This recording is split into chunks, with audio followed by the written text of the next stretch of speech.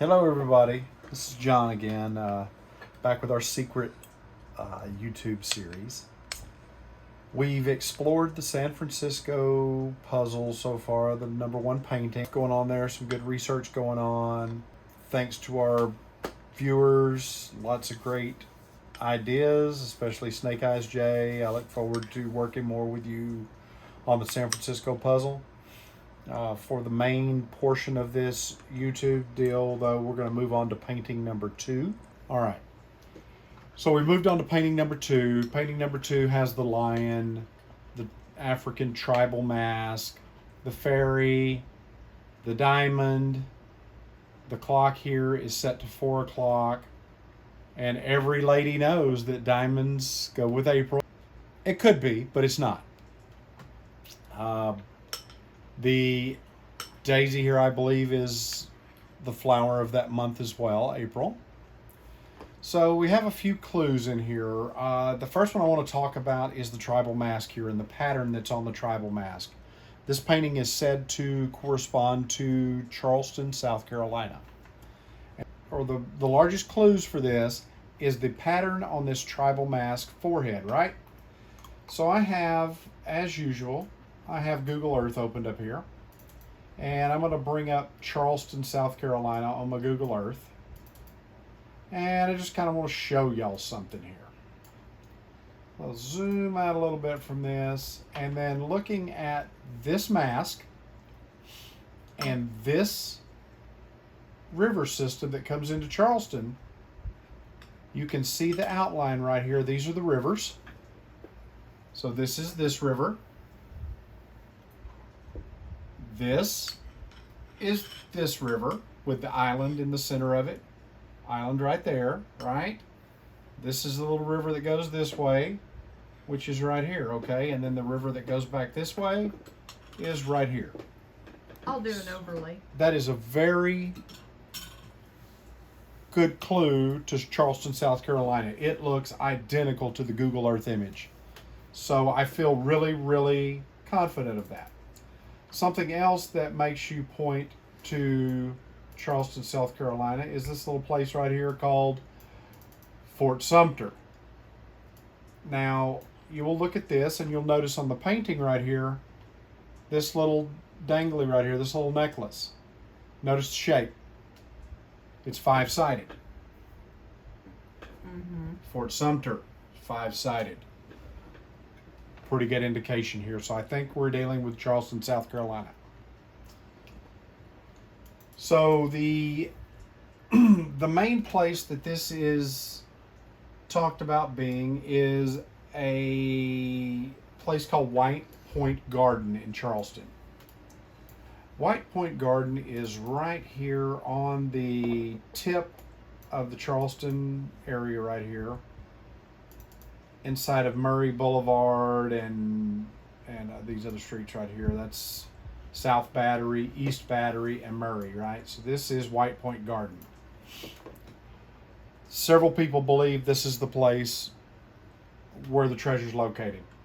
I did some street level viewing of this, and it talks about the verse that this is said to pertain to is, whoa, let's count them. 1, 2, 3, 4, 5, 6. Verse 6 goes with painting number 2. Verse 6 goes like this.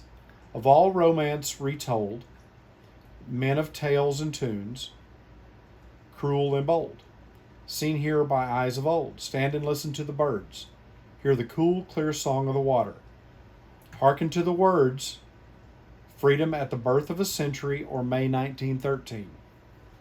Edwin and Edwina named after him, or on the 8th a scene where law defended between two arms extended below the bar that binds, beside the long palm's shadow, embedded in the sand waits the fair remuneration, White House close at hand. So this one is really, really abstract. Interviews with Bernard Price at the time when he was still alive said that because this jewel is more valuable, He was high. the puzzle was going to be much more difficult to solve. Right? So there are some clues here that tie us. This is very, very abstract. I did some street level viewing. The park has changed quite a bit over the years since the treasures were buried. So we've got a few things to work off of. There's several statues in this park, and there are also some other places that people believe this cask is located. There's a fountain in this park that bubbles water, so that kind of ties to the clue talking about where is it? Hear the cool, clear song of water, right? Or it could be referring to the front right out here, which is the ocean where it comes into Charleston. Right on the other side of that wall right there. You can see here, that's water out there, so that could be. What I found walking around the park here, and I'm curious to hear what everyone else thinks and sees from this painting, these set of clues. This book is all over the internet. It's easy to find copies of the verses and the paintings. So I'm really, really curious to hear what everybody else thinks. But what I found walking street level through here is a little statue that kind of matches the last, let's say 1, 2, 3, 4, 5, 6 lines of this verse. I'm going to keep on walking through the center of the park here to get to where I want to see, because I believe there's a statue that matches up to this and some other things that stand out. There are a lot of palm trees in this park. There are fewer than there used to be. There was also said to be a sewer line that was installed right down the middle of this park in the 90s. So it is entirely possible that this cask may be lost to time. We may not ever find it because it could have been destroyed. But right here, I wanted to go and look at this spot and kind of walk y'all through what I'm thinking right now and see what you think. So, near the end of this verse, we talk about between two arms extended. Well, there's a statue with two arms extended, if you can see that. Let me zoom in just a bit there. You see that statue? Mm-hmm. All right. If you spin around the other way, and we'll just step back this way just a little bit so that I can spin around a little bit more. Look at the bottom of this cannon that's set here. There's a bar that binds the two sides together. So that's the very next line. Between two arms extended, below the bar that binds. Okay? The next line, beside the long palm's shadow. So I looked at this and I scanned around at these palm trees, and you will notice that some of these palm trees are really, really short, but there are a couple of pretty tall ones. So all of these are really, really short.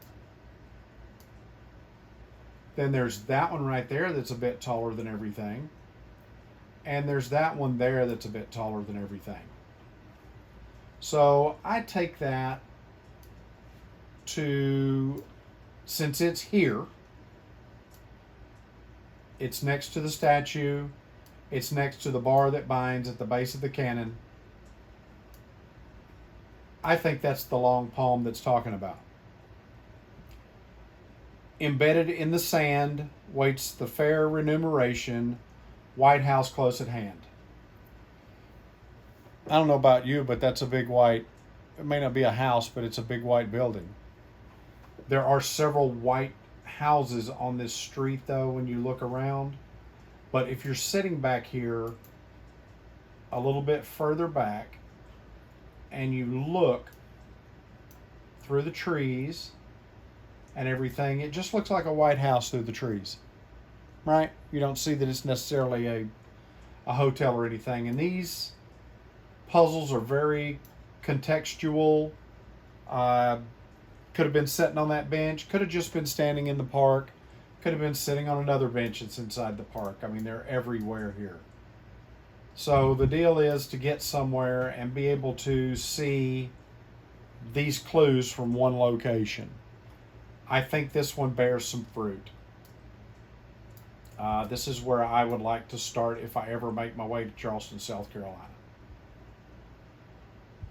But that kind of fits in pretty good for me with the two arms outstanding, the tallest palm. I think that's a bigger palm than the others that are right around it. It may not be. And then the bar that binds, because you have to keep in mind that the way he wrote these, not all of the lines in the verse tell you where the treasure is. Some of the lines in the verse just help you pair that verse with the painting. So that's what I think. There are some other clues that tie to this. Freedom at the birth of a century, or May 1913. There was a capstan winch in this park that was removed in the 90s that came off of a ship, and forgive me, I don't remember the name of it, but it had the date on the plaque that went with this winch of 1913. It was in this same park, on the other side of the park, but it was in this same park. Some of the opening parts of Treasure Island by Robert Louis Stevenson talked about Charleston, South Carolina, and a character in that book that had two children, and they were named Edwin and Edwina. So that can tie that little clue, because literature from the period ties into this as well, because being an author, of course, he's going to read as well.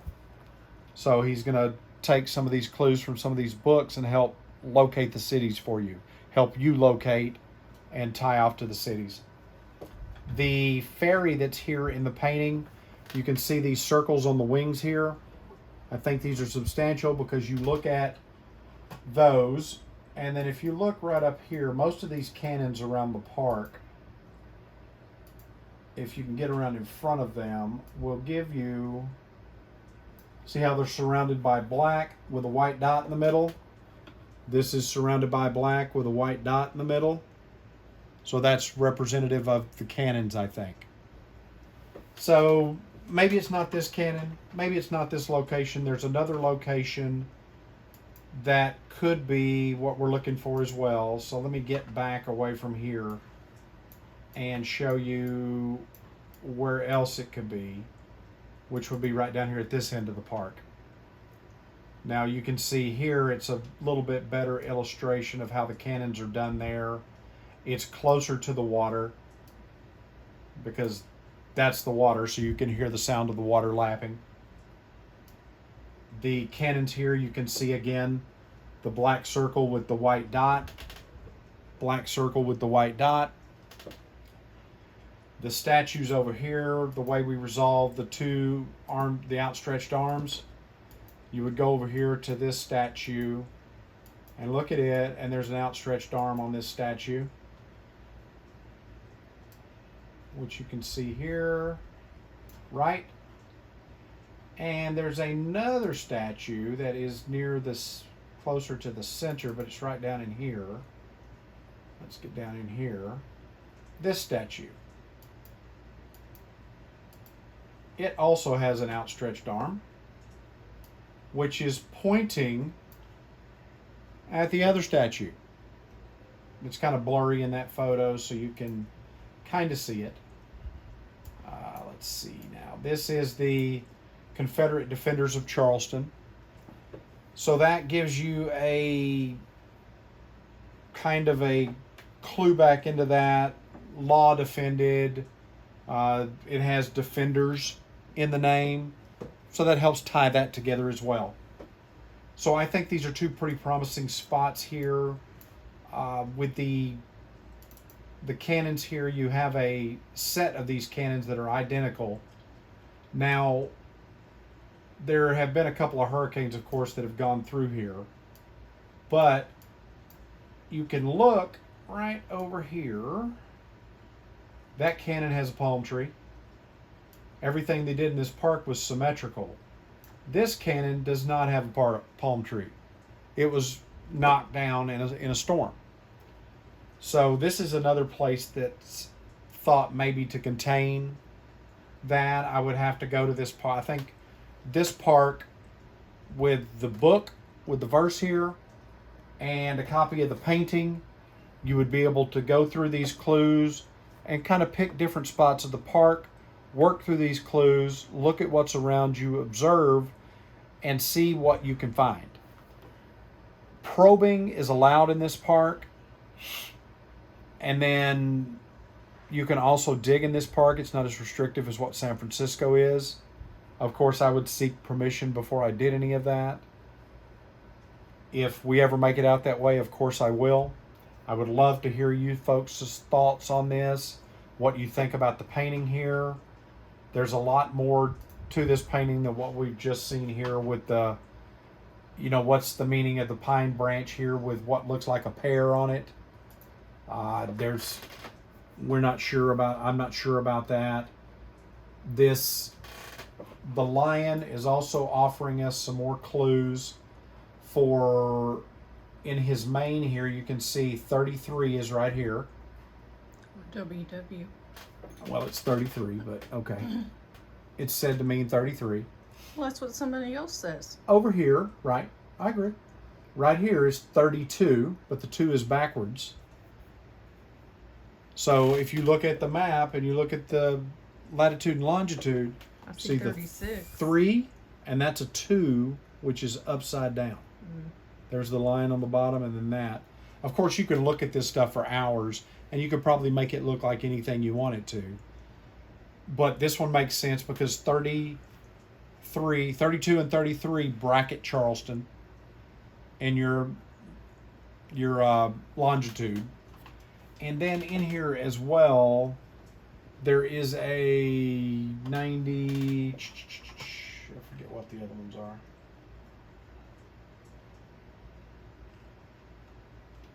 Oh, well, it brackets the longitude in here as well. I just can't remember where it's at. 79 and 80. 79 and 80 is in here somewhere as 79 is well. right there. Yeah, 79 is right here. And 80 is said to be in there as well somewhere. But I don't always see them. It's hard for me to see them sometimes. So this is a retouching of that photograph. It's not the original. So it's a little sharper. We know that we're not sure what all this means. Of course, the immigration portion, Charleston, South Carolina was heavily involved in the slave trade. So a lot of slaves that were brought to the Americas came through the port of Charleston.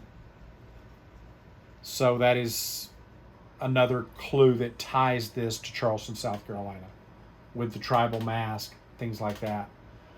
I think this is pretty promising. I think it's pretty promising, and I really want to investigate this a little bit further, do some more research. We'll do another video on this next week to kind of dig deeper into this. I've been sick this last week. I had another bout of strep throat, so I haven't done as much research as I would like to. This is only a couple of days of stuff, but give me another few days to pour through this, and I think I can come up with some more good stuff and kind of make this tie together, have a few epiphanies maybe. So I want to thank y'all for viewing again. Of course, it's pretty neat. It's a learning experience. It gets you out, learn about different parts of the country. I look forward to actually going on some of these treasure hunts to involve Clarissa and Taylor in this, and maybe get Taylor excited about it, maybe get Clarissa excited about it. So I look forward to it, and I want to thank y'all so much for everything, and I will catch you on the next one. So peace.